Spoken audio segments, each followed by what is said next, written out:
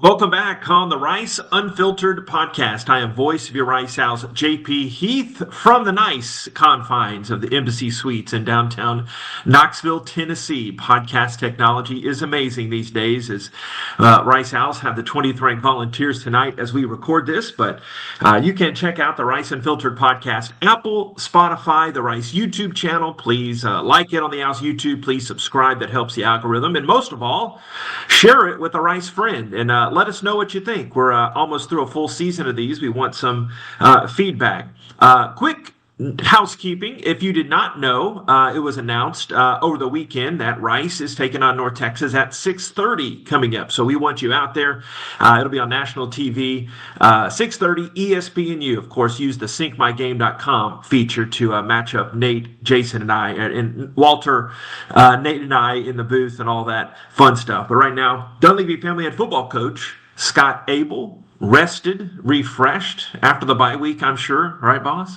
That's right. Good, JP, good to see you, my friend. Glad to be back in game week, and really excited about the announcement that we would have the national televised game. And you know what, I think we have to be pushing. I haven't checked the stats, but probably as many nationally televised games this year than probably Rice has had in any year in probably the last decade, would be my guess, right? When you start thinking about the Navy game, the Charlotte game, the Memphis game, I mean, and so, I'm proud of that. I think it speaks volumes from what we've been able to do this year and the direction our program is heading. And so, I was excited to see that announcement.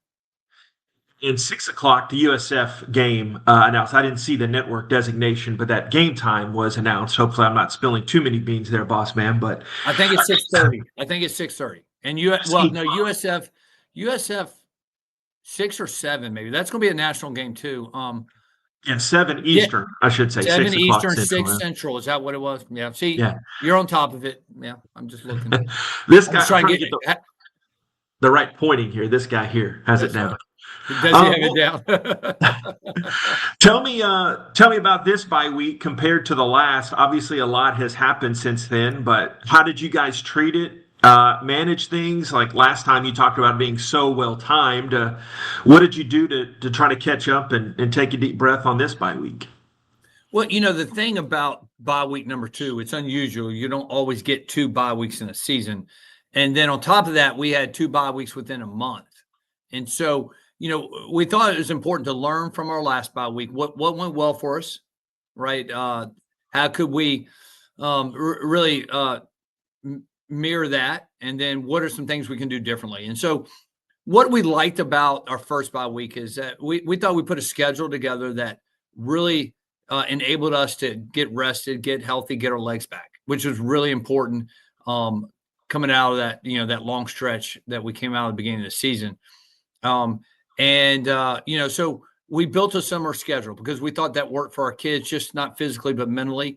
And then, what were some things that we knew we couldn't get done the first bye week that for lack of, we had no choice, was more how could we grow as a program? Because, if you remember and we think back to what a difference a month makes, but a month ago, man, we were battered and bruised in a lot of ways. And, we spent that first bye week with really working with all our backup kids, catching them up to speed. And that paid off, right? We've had some guys go in the game that playing a key role in these last 3 weeks that weren't necessarily playing a key role going into that. And so now we were able to really kind of grow in phase of the game, get ahead of North Texas, really get ahead for these last couple of weeks. And I think that's really important for us. To really play our best football coming down the home stretch here and to build confidence in what we're doing.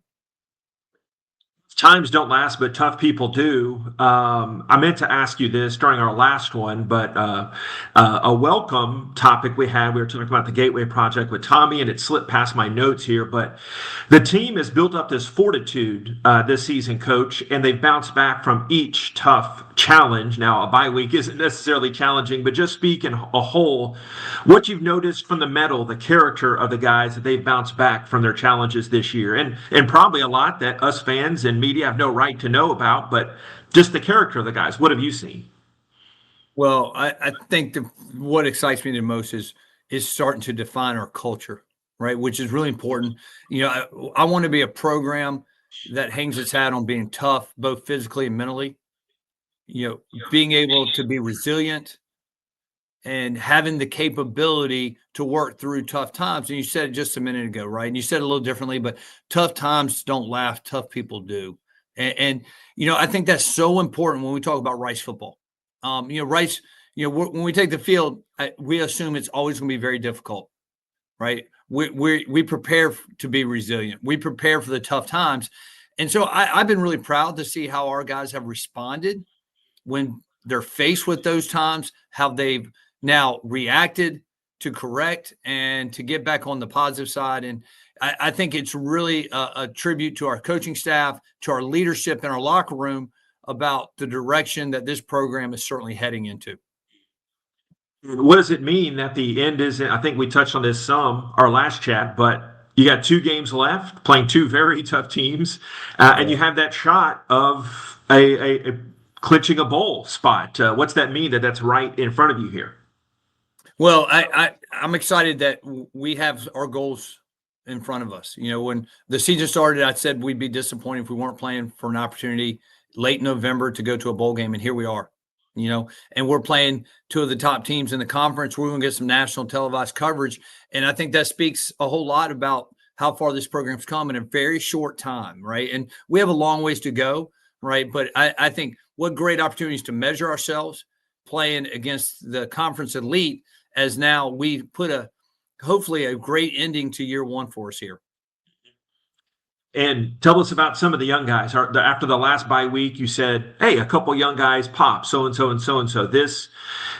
Is it framed differently this time because you already kind of know the development of some of the young guys, or did anybody stand out in practices this past week?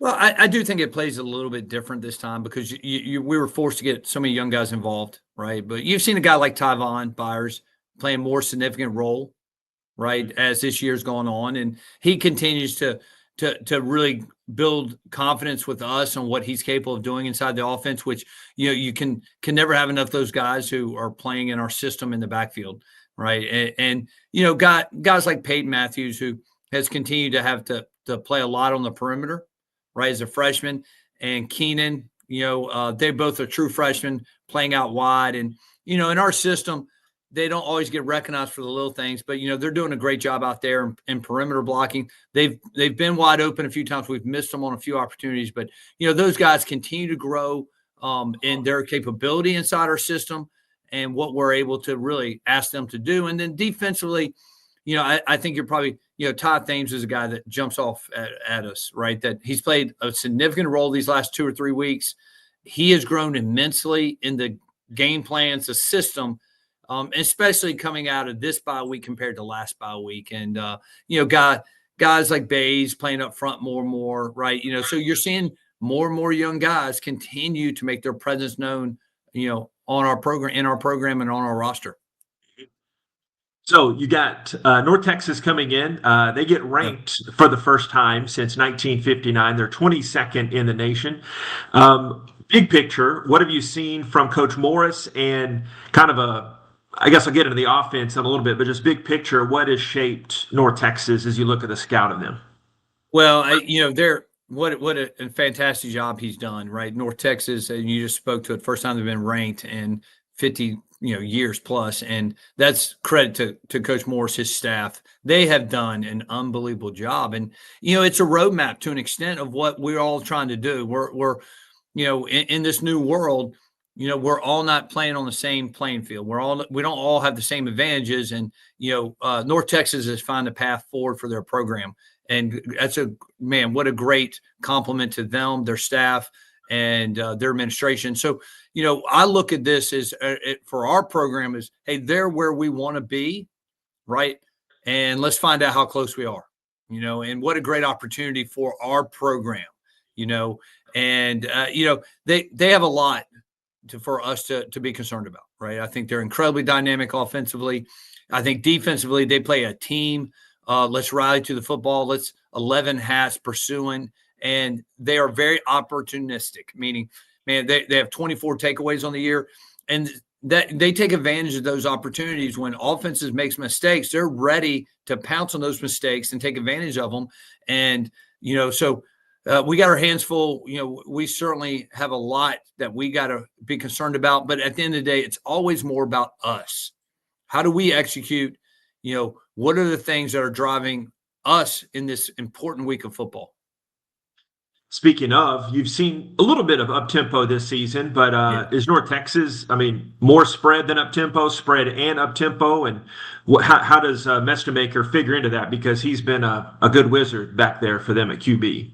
Well, I mean, we're always concerned about tempo, and we've seen it, and we should be prepared for that. But I think they're more spread than up tempo. I mean, they do a really good job of really spreading the field using all of the different talents they have, right? And they'll run the ball when you give them that, right? They're willing to do that, which makes them, I think, unique in an air raid system that he's committed to run the football, right, to move the chains. And there's a lot of let's get it out quick, right? Let's get the ball to our athletes in space and make plays. And so we got to tackle well in space, and we got to be that team that rallies to the football, sprints, and really limits the explosive plays. Like, I mean, they haven't had to drive the field a ton, right?